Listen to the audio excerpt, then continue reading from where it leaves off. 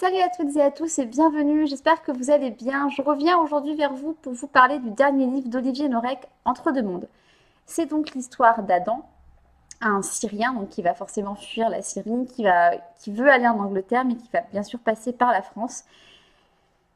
Donc, et qui va se rendre compte, pardon, quand il est en France, qu'il y a un endroit où l'on peut tuer sans conséquence. Voilà, je ne vous en dirai pas plus. Je vous laisserai découvrir le reste de pourquoi il a fui la Syrie, de pourquoi il veut aller en Angleterre et de pourquoi il reste à la jungle de Calais. Voilà, tout ça, vous le découvrirez. C'est un livre, c'est une histoire qui est vraiment emplie de réalisme. D'ailleurs, il le dit au début de son livre, qu'il a effectué beaucoup de recherches, qu'il y a des personnes qui ont accepté de témoigner et que face à l'horreur de cette situation, il ne pouvait pas inventer. Donc, il y a juste l'enquête de police qui a été romancée, même si elle est inspirée de faits réels.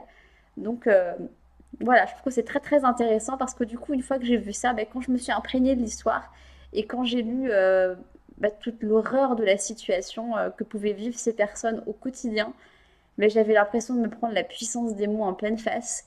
Et jusqu'à la fin vraiment, où, quand on arrive dans le carré final, j'étais en apnée, j'avais le palpitant qui faisait des castagnettes, j'avais les larmes au bord des yeux.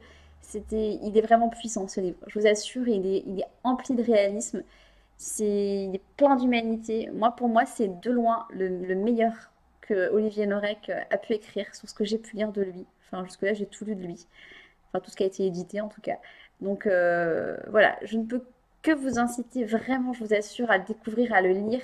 Et j'espère qu'il passera entre les mains de personnes qui ont des idées complètement arrêtées sur la jungle de Calais, sur les migrants. Si ça pouvait faire changer certaines mentalités, ce serait pas mal. Voilà, donc je pense que vous l'avez compris. Pour moi, c'est un véritable coup de cœur. Vous pouvez le lire indépendamment des autres, puisque dans cette histoire, on ne retrouve pas le capitaine Coste. Donc c'est vraiment un one-shot. Donc est-ce qu'on retrouvera ces personnages-là dans d'autres histoires? Je ne sais pas, peut-être. J'ai cru comprendre qu'il voulait faire revenir Coste, hein. J'espère, moi j'aimais bien Coste. Voilà.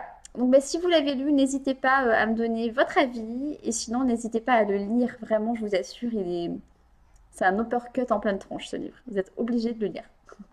Voilà. Eh bien, ce sera tout pour aujourd'hui. Si vous avez aimé ma vidéo, je vous invite à liker et à vous abonner à ma chaîne. Et je reviens très vite pour vous parler du dernier Bussine que je suis allée acheter ce matin. Donc pour l'instant, j'ai lu une quarantaine de pages. Je sens que je vais encore me faire avoir par l'auteur. Parce que je suis qu'au début. Bref, je vous en reparlerai. Ce sera une autre vidéo. Je vous dis à bientôt. Salut!